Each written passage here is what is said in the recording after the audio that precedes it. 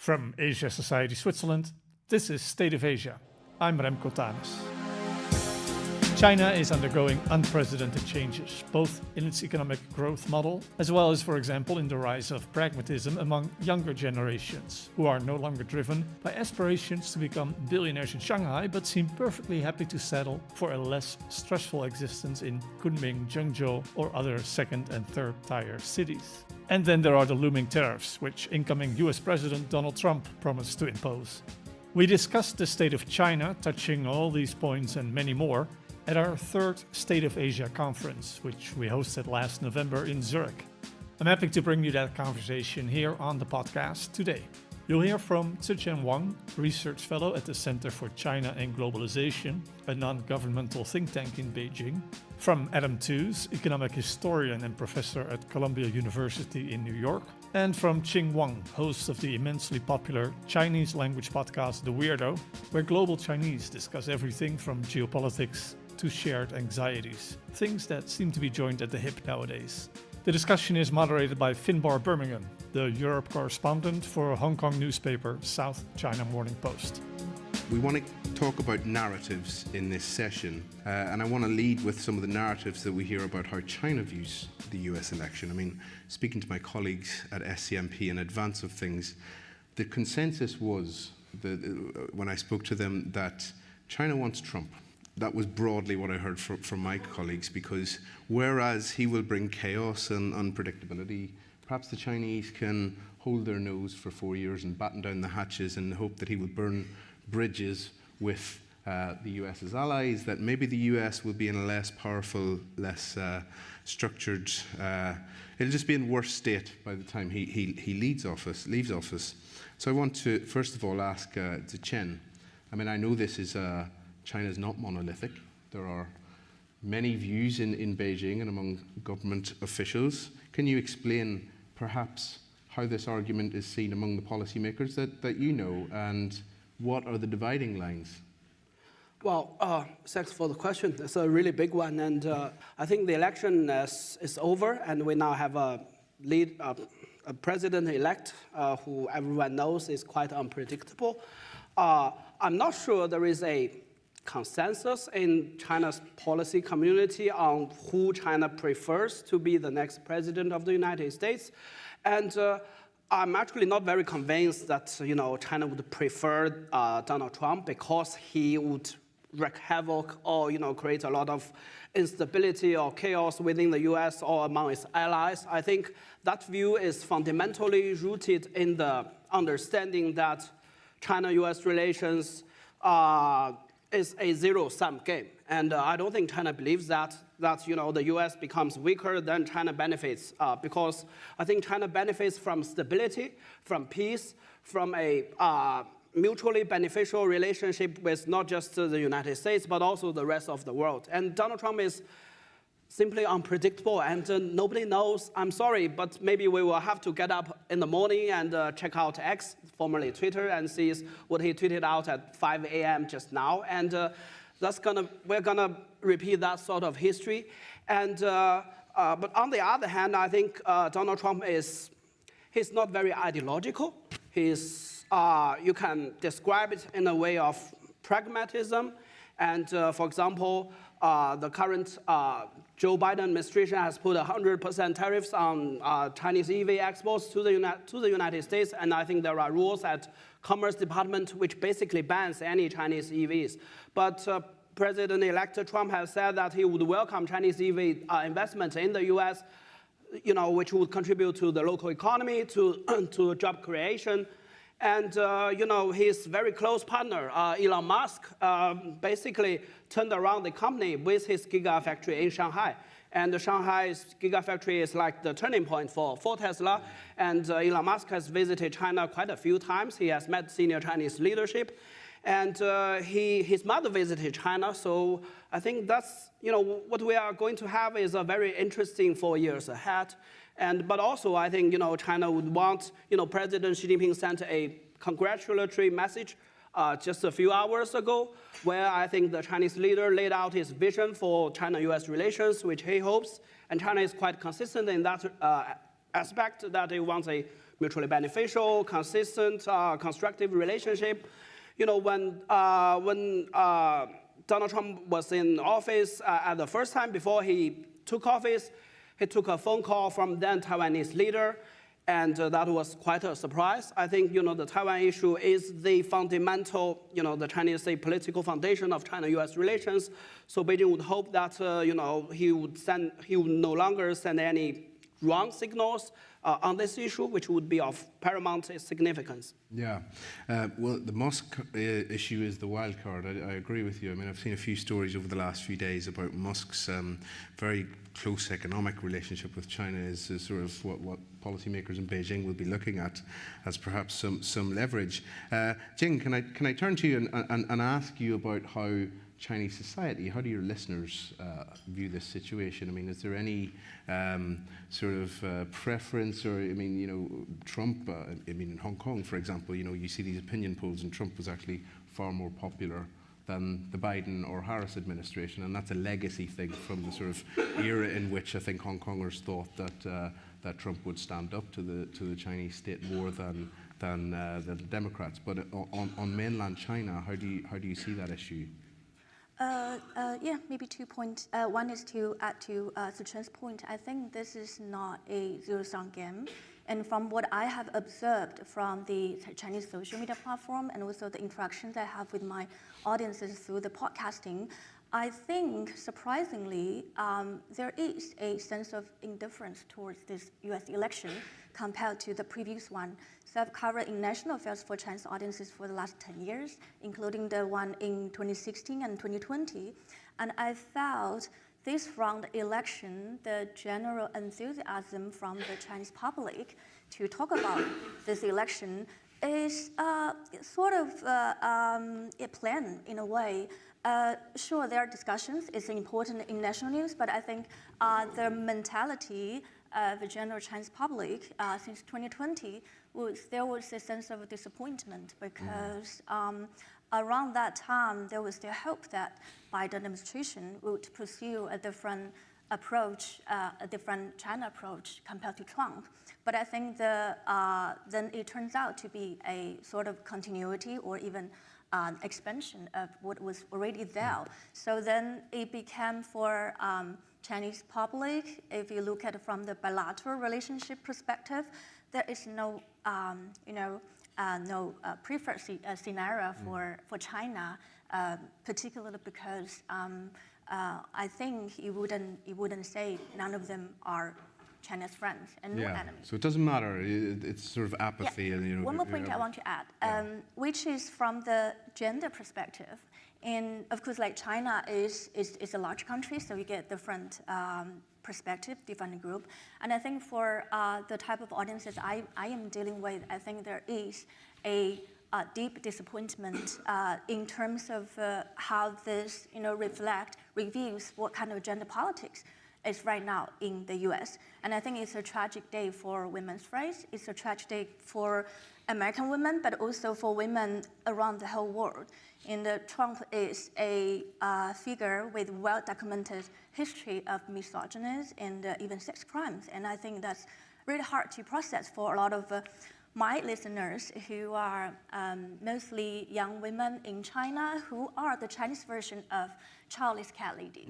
And so I see this result of American election is a crisis of global masculinity, and it's a global gender crisis. It's not just about China, US. It's about a global population that has been wanting to make some changes, but this is definitely an upsetting moment for women across the whole world. Yeah. For sure. Adam, look, this is about China, but I have to ask you about Europe here. German government on the brink of collapse. Just this morning, in fact, I saw the EU correspondent for Der Spiegel saying that the leader of the free world is now Ursula von der Leyen. So what a time to be alive. I want to ask you about where Europe fits in here. Are we sort of adrift in the middle of, Trump on one side who hates Europe, who hates the EU, perhaps is a more accurate way of describing it, and China, with which ties are incredibly testy. Europe, the EU is rudderless, I think, leadership-wise. There's no real sort of inspiring figures on the horizon. Where do we stand? Is this just disaster for Europe? We will get back to China really quickly, so I'm going to make this super brief. I agree we have to speak to it, but I want to get back to the points my co-panelists made as quickly as possible. I mean, I think there's no coincidence about the fall of the German government. I mean, to even call it fall is, I think, misappropriate. This is a controlled demolition. This is a building that needs to come down. They've been waiting months to find the right opportunity. They needed something that was significant enough to make this look less trivial than in some senses it is, and the Trump election provides that occasion. I actually do think if one was regarding this from the position of European statecraft, we need a solid government in Berlin. Yeah. We don't have it currently. The sooner they get to the Kenya coalition of the three big forces in modern German politics, which are not the Liberals, but the Christian Democrats, the SPD, and the Greens, the better, because that actually provides a platform. I was just really struck, actually, I wanted to come back to this gender crisis point. Like, I think Qing's analysis is spot on for the United States and China, and there are some sort of mirror images of each other, and I think it's a really powerful analytic. As she was saying that, and you then asked me about Europe, I wonder whether it really does bite in quite the same way in Europe. And I think then the answer is when you pause over it and linger over it, it does to a degree, right? And the AfD, if you look at the profile of its voting, or if you look at the profile of the voting for whatever Farage's party is now called in the UK, Reform, yeah. Or you look at the voting of the far right in France, I think it confirms Qing's thesis that there is because all of those show a predominance of young men. If you look at South Korea's political profile, you see the same phenomenon there with a very marked difference between young Korean women and young Korean men. But many female leaders in the European far right. Yes, exactly. And so it's this weird, I think this is a really fundamentally important analytic through which to view this. Very strong shift for Latino men in the United States. So it's generally some cross-hatching of gender with class, and then maybe in the American case, ethnicity or race, that produces this extraordinarily powerful effect. And it's certainly when I was speaking to, I'll just end with this anecdote, I had a series of meetings with Central Committee member in Beijing in the summer, a long, protracted conversation. And he was quizzing me about Trump and how to read it. And I was like struggling to think what a central committee, he has a staff that tells him everything he needs to know. But when I said the single most decisive difference on this is gender, all of his staff went, oh my God, what an interesting question we not thought about. And he literally staffed, so Central Committee, top 204 people in the Chinese leadership. He dedicated this question to a bunch of his staffers to go away and analyze it, because I don't think they'd even thought about it. So I think it's a really central question to organize our thinking around. Yeah, no, very interesting. Ziqian, look, Alicia was talking this morning on their discussion about how perhaps events in America will have overtaken slightly discussions in Beijing about stimulus and what do they do here. So let's pivot a little bit to that. I mean, do you agree with that? I mean, and can you explain from your very much in the weeds perspective of how the sausage is made in China? I mean, from the outside, it looks as though this has been very slow. Why are they not moving more quickly? And again, it feeds into this narrative that we perhaps have as Westerners or outsiders that Xi Jinping can flip a switch and all of a sudden the stimulus flows. I was here when Alicia was on stage, and she's a very good friend. I'm very privileged to have gone onto her podcast. And she mentioned, for example, there is an ongoing standing committee session of the National People's Congress where the Chinese government is basically adding to the central government deficit by unspecified amount of trillions of yuan of fiscal deficit. So the idea is for the central government to raise money through the new national debt and swap them with local government debt, because basically the local government cannot pay for its debt any longer. I think the stimulus effect from this debt swap by the central government from incurring more debt is that perhaps contrary to popular perception, China is led by the Communist Party of China. It is highly unitary, centralized state. But in terms of fiscal spending, it is very, very decentralized. Local government spending account for something between 83 or 85% of the overall government spending in China, because the local government have been running short of money. So the fiscal expenditure in China has been very low for this year and the year before last. So the net effect of, basically for the central government to raise money and give them to the local government is a form of fiscal stimulus in China. And the reason for that is, of course, the local governments have a lot of spending responsibilities. And in the past, they relied on the sales of land to the real estate developers. That's like a very big revenue for them. But the real estate is not selling, and the prices have been falling. So that put the local government finances on a very, very different level. I think coming back to the question, with regard to China's domestic economic policy and its relations with the United States and the rest of the world, I think it's sometimes perceived that Chinese domestic policies are aimed for elevating China to a bigger stage, to a higher role internationally, to rival, if not to displace or replace the United States. That's more or less, I think, in many people's minds.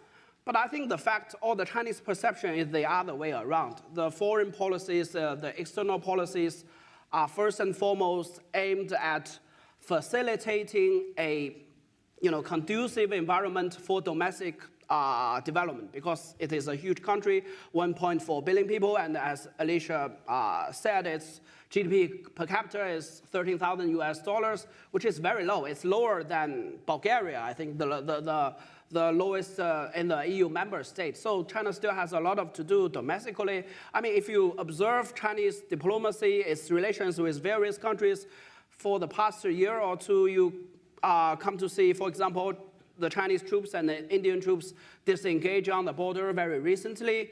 The ties between China and Australia is now better than it was 2 or 3 years ago. There is no additional tariffs by China on Australian goods. The British Foreign Ministry, Foreign Secretary was recently in China. China seems to turn a corner with Japan, and China tries, although it is definitely unhappy with all the export controls, but it tries itself to maintain the China-U.S. relations on a stabilized track.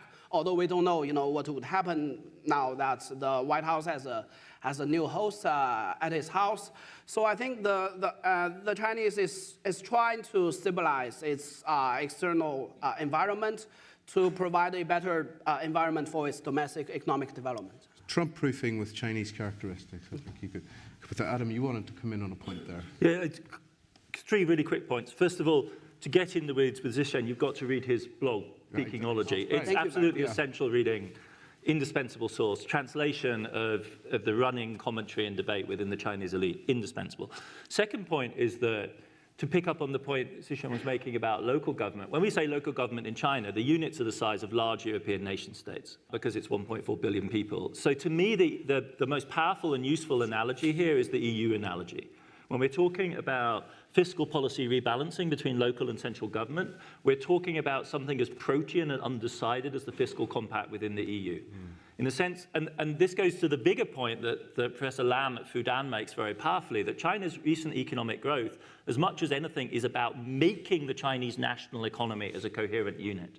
When you start with China in the 80s, it wasn't just poor, it was incredibly regionalized, right? Because it had very little infrastructure, very little connection. It's 1.4 billion poor people in a society that's not tightly integrated. The growth of the last 30 to 40 years is about making the Chinese nation in a material way. And part of that is finding a fiscal structure that works. These are questions that go back in Chinese republicanism to the 1920s, when the federal option was very much on the table. And this question is now coming to the fore in a very dramatic way. And it's as open-ended and protean and creative as that, and there's quite a lot of scope there for dealing with balance sheet issues, as there is in the EU. And the challenge they have to address is no less historic in its significance. And though it's useful to apply a macroeconomic lens which says China had a credit boom and a real estate boom, and now the bubble has burst, it's an absurd understatement of what actually happened, which is that 500 million people were urbanized and several hundred other million people were moved within China's cities. They're not pricking a real estate bubble. They're totally shifting gear at the mid-phase of national development from a heavy industrial and construction-led growth model to a new phase. In other words, we ain't seen nothing yet. We don't know what China looks like when it transitions from that infrastructure-led growth to manufacturing-led growth. And so in both these ways, it seems to me we need to sort of escape the superficially illuminating and analytic that macroeconomics provides and actually think more seriously about the scale of the institutional change that's going on in this huge complex. Yeah. If I may add a point that quickly, Adam also mentioned is manufacturing-led growth, and this is something Alicia also touched. I came across a quote by Bob Lighthizer, who probably gets another senior position. He said in an interview with The Wild China a year back, there was a quote, "No country got great by consuming. They all got great by producing." And I think China believes that. And if you go back to the Alexander Hamilton's report on manufacture, that's like the Chinese playbook. It is intent to, China is now a leading producer on EVs, on solar panels, on batteries. And I think, the Chinese leadership has determined that this is the path to stay on, to upgrade its manufacturing capacity. When we grew up in China, I think this is something we were all taught at school. It's like China was churning out 8 billion T-shirts a year in exchange for a Boeing 747 plane. And that's just in the Chinese mind, and China didn't like it. Now it is in the process of producing its own jetliner, and which is, I don't know, it may become a competitor with Airbus and Boeing in a few years.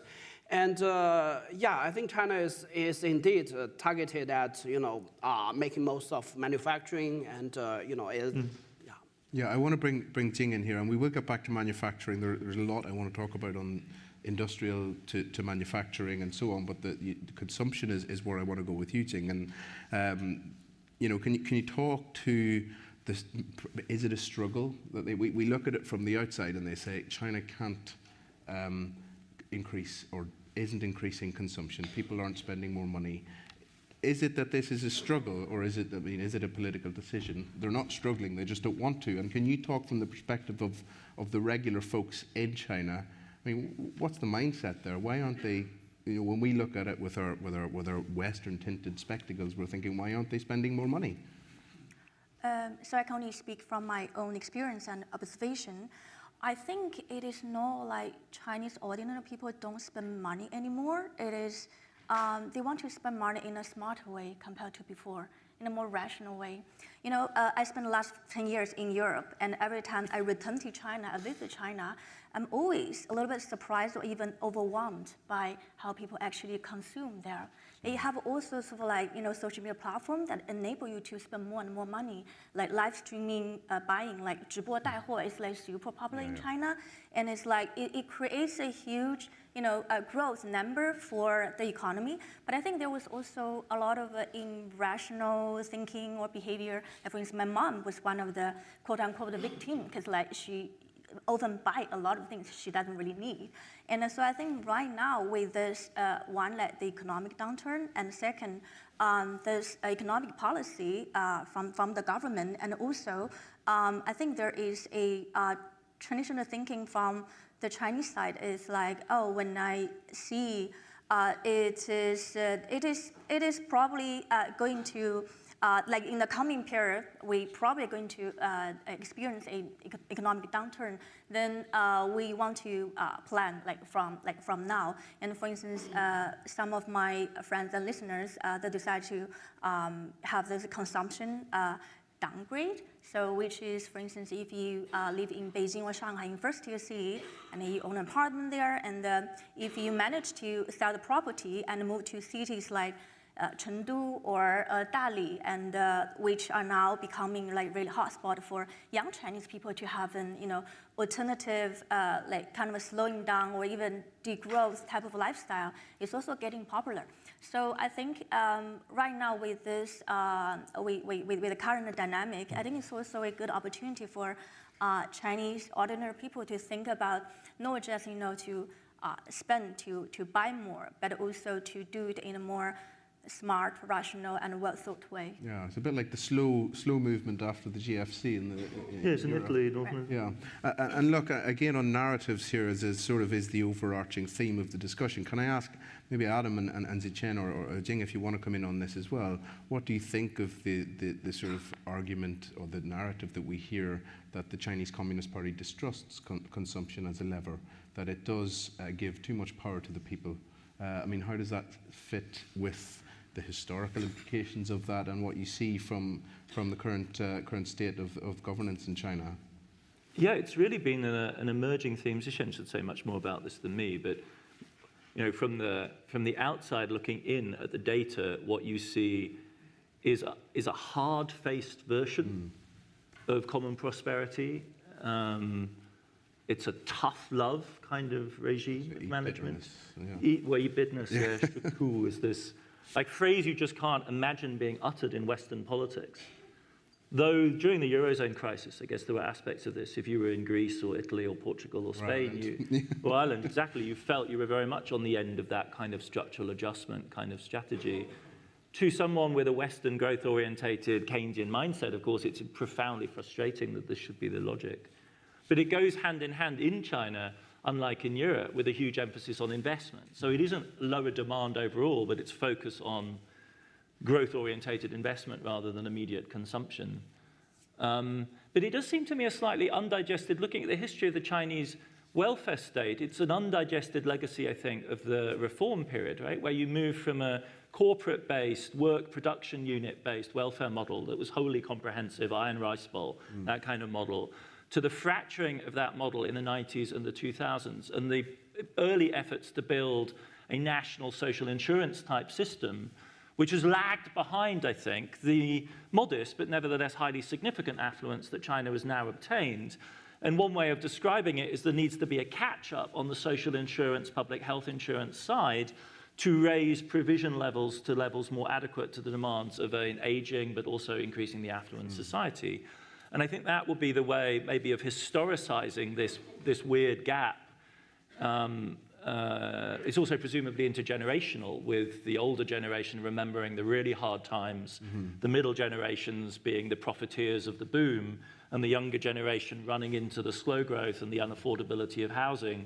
So you have like 3 generations overlapping in a model which right now isn't responding to people's needs in the way it needs to. But Zhishen will have a much clearer idea of Before I go to Zhishen, I want to bring Ting on that last point that you made, the sort of the generational differences and perhaps the movements that we saw evolve over the last number of years. My colleagues wrote about this all the time. I loved the coverage of involution and laying flat and so on. I mean, is that still very much du jour in China among a certain generation of people?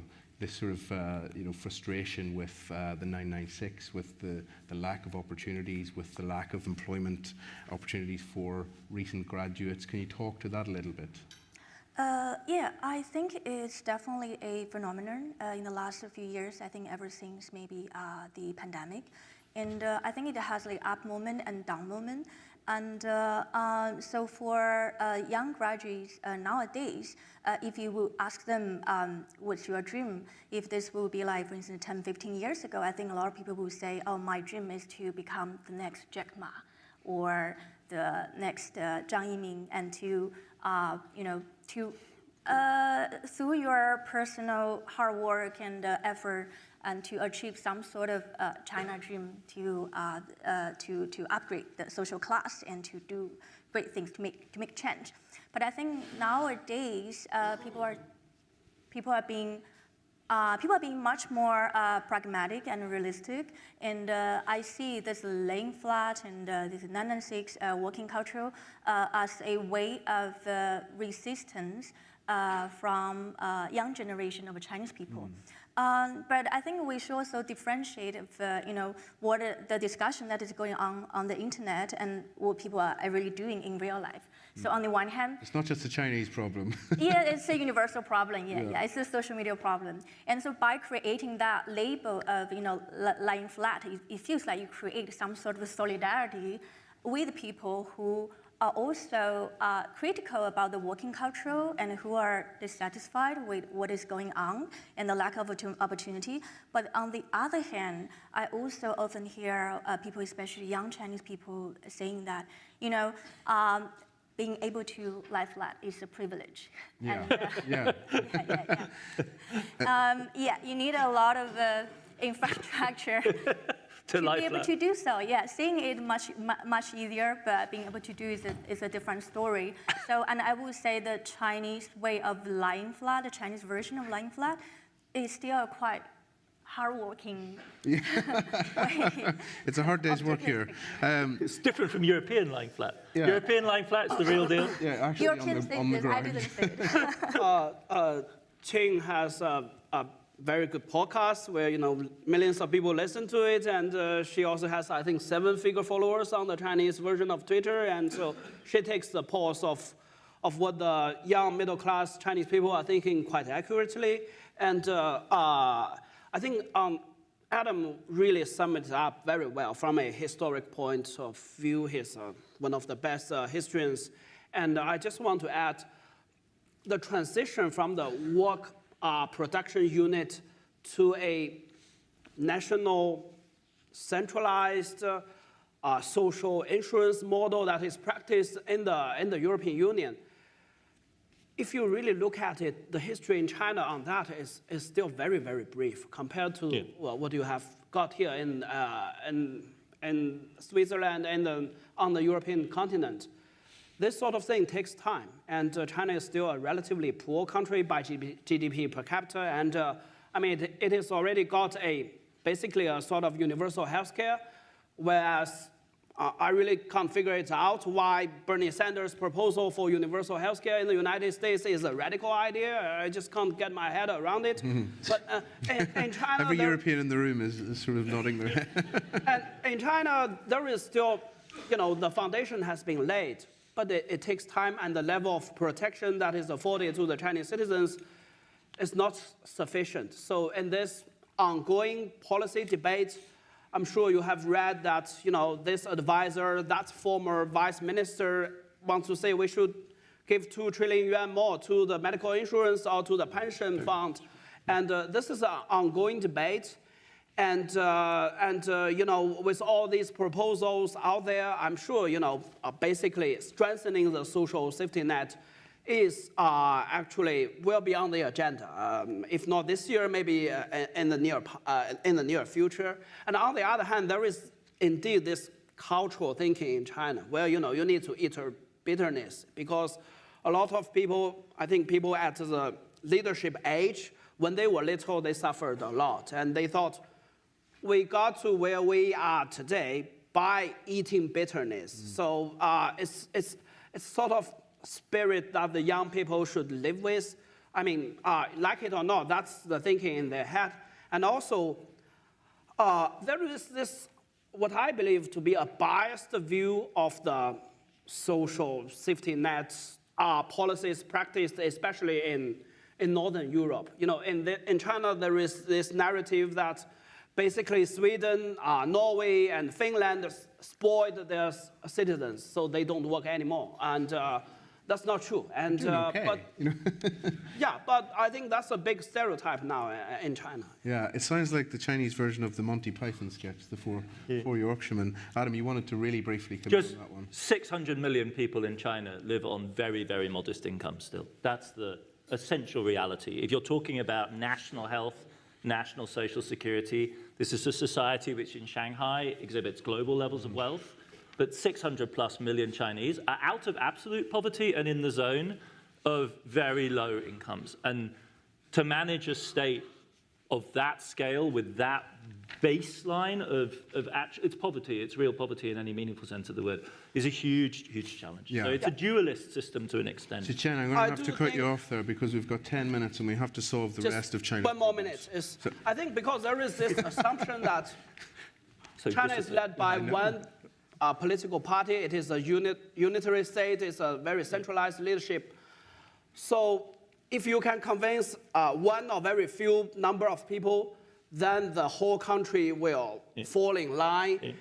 And why don't do this? Why don't do that? That's the sort of perception that people typically have.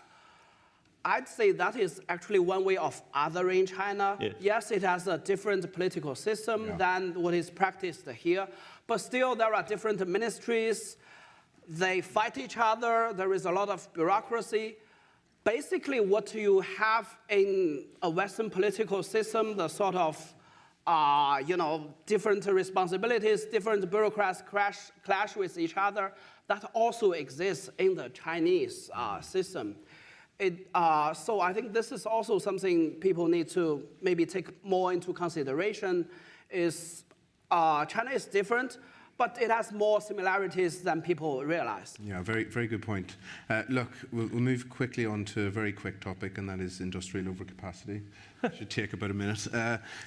Adam, you've been really among the leading critics of this Western push back against overcapacity. I mean, look, I was in Brussels this week. On Monday, I sat in on the Commissioner for Trade, I wouldn't say delegate, Maros Šefčovič, and he kept industrial overcapacity. There were some French MEPs asking him, would you consider coming up with an instrument specifically to deal with overcapacity? So it's not going anywhere. You see not just in the European Union and the United States, also in emerging markets like Brazil, Turkey, India, also taking measures to counter what they claim to be the distortionary impact of subsidies and overcapacity. Talk a little bit about why you refute that, or why you disagree with the very concept of that. Well, I don't want to do a microeconomics lecture on we don't need to do that. I mean, I think there's a level at which it's absurd. I mean, is there a global overcapacity of photovoltaics or batteries or cheap EVs? Are we serious about climate transition or not? Right? That's a simple answer. If you are, there's no such thing as an excess capacity of green energy. Full stop. It might be uncomfortable for us, but it's absurd. There's an argument where it has a certain historical legitimacy, like the massive overbuild of heavy industry in China. Is there huge amounts of overhang of aluminium capacity in China? Yes, clearly there is. The same with steel. But then I would just go Zishan all the way along the line. The whole story that he's telling you is absolutely spot on. China doesn't export because it sets out to export steel. It makes half of the world's steel capacity, discovers that in a bad year, Chinese uptake of that is not adequate, and then it dumps, or doesn't even dump. It finds more lucrative markets outside China for the steel it's produced than inside China. And hey presto, it swamps whatever Western market it enters because China produces 10 times more steel than the United States. So a marginal variation in Chinese domestic demand for steel is a huge wave in the American bathtub, right? It's the whale in the bathtub of heavy industry right now. And why? Because of the local politics that Zishan's pointing to, right? This expansion towards massive capacity in China was as much as anything local government, which is, again, to emphasize, the size of a European nation state, racing another European nation-sized province for the most rapid GDP growth to attract the best workers to become the hub of global growth and meet your targets, right? And turning that around is the challenge of the moment for Beijing. And it's a huge political problem because they have lobbies, they have ministries that represent steel, coal, and whatever, and they need to be shifted within the party structure and realigned. So I see this as some of it is just really is bad lobbyism on the part of the West. Some of it reflects these overgrowth symptoms, but no one should ever imagine in the West that we're the principal target of this. This is an overspill from a domestic growth story that is shifting gear. Yeah, so Zishan, let me ask you about, so if you listen to anyone listening in the European Commission will be pulling out their hair about the lack of consumption and everything, but Zishan, when Ursula von der Leyen talks about this, she quotes Xi Jinping and she concludes that China is making the rest of the world more dependent on China while becoming less dependent. China's becoming less dependent on the rest of the world. I think people are looking at dual circulation and so on. Can you explain a little bit about how Chinese policymakers and officialdom would receive what the likes of von der Leyen and other politicians in the West are saying? I mean, Adam, it sounds as though you would dispute that fact, or that statement rather, from von der Leyen, that it's intentionally manufacturing dependencies. Different phase. The overcapacity is in the sectors. The sectors she's talking about are the new sectors where there's actually rivalry. Green tech, but then chips, microelectronics. Yeah. The overcapacity argument is strongest in the sectors where my account fits best. In other words, steel aluminium. Like sort of they're not key to Xi's growth strategy. The dual circulation model and the new quality productive forces is all in the new tech space, which is where it's really hard to point to excess capacity. Because your argument is that we need more of this stuff in order to achieve our transition. Yeah. Like, do we have enough green energy capacity? But what do you say about local industry then, maybe if those jobs are being lost? Who's confusing the targets here? Yeah. Like, if you all of a sudden want to make this about jobs, well, then that's fine, but you've just shifted the goalposts. Well, is it the argument that nobody has clearly defined what success is or what they want to achieve? That would be one way of thinking about it, and under the impact of populism. This is a part of the liberal, but like, under the impact of populism, the centrist best explanation is deindustrialization. Whoops, China did it. And so if you want to counter populism, you feel you need an industrial strategy and your best bet is green, and oh God, the Chinese are already there. Yeah. Whoops. You know, that's the beauty of appearing at the same panel with Adam Tooze. You can just leave all the answers to him. He has all the wonderful answers. You asked me. He took the words out of your mouth, right? I think one thing he says was very important, and I think sometimes it's exaggerated. China didn't set out to hollow out to manufacturing capacities of other countries. It is not weaponized. It's not the domestic development of manufacturing capacity. It's not thought of as a weapon. It is a, outflow out of the domestic situation. And I think a helpful way looking forward for the European Union and perhaps for the United States is how to take advantage of China's manufacturing capacity. There is now a great debate about, well, it's not a debate. The EU has already slapped the tariffs on Chinese EV exports, and Finba is the best source on that information. And maybe, try to create incentives for Chinese EV companies to set up shop in France, in Germany, in Spain, in the EU member states. China had this joint venture requirements back 2 decades ago. And I'm not sure, EU could not take a page of playbook from the Chinese to, that would be a more peaceful and more mutually beneficial way of progressing forward. Chinese technology, Chinese funds, Chinese human talent could be of use to Europe from that perspective. And as far as we can see now, China, basically, a lot of Chinese companies have gone abroad in the past few years. I mean, CATL set up battery plants in Germany, and Chinese companies are going global. Crucially, Beijing didn't stop them. So Beijing is not against for the Chinese companies to move their production to across the globe. And I think Europe should take advantage of that, maybe negotiate some favorable terms for Europe instead of just imposing very antagonizing tariffs on Chinese EVs. And Well, I mean, I have a lot to say on that, but we don't have any time. But Jing, I want to give you the final word here. I mean, these Chinese companies are, say if you're a Chinese consumer or a Chinese citizen and you see successful Chinese companies being harangued in the West, I mean, how does that translate online? I mean, do you see a lot of sort of national pride and people being insulted by how the West sort of describes these companies? I mean, what's the vibe in your community? Yes, I think in terms of the perception of, Chinese capital and company going global, I think there was also different phases. I think at the very beginning, whenever a Chinese company, makes a national appearance, it was considered a success and some kind of like national pride. But I think as the process continues, it became more and more common. And I also realized a lot of the Chinese companies actually who have successful overseas business stop wanting to get a lot of publicity among the Chinese general public because they want to look China.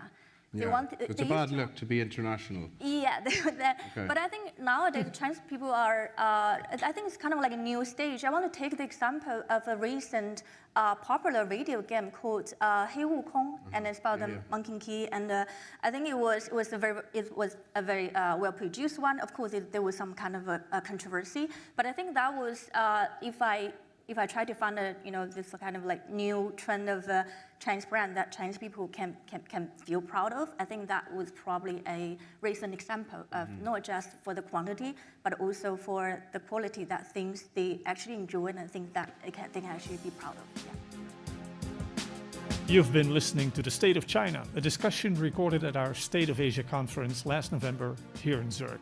More information on all the speakers, as well as videos and summaries for the entire conference, are available on our website. A link is in the show notes. We'll share several sessions here on the podcast as well, so be sure to subscribe. And sign up for our weekly newsletter to be the first to learn about the 2025 edition of State of Asia and the many other events and activities from Asia Society Switzerland. That link also in the show notes. For now, I'm Remco Tanis.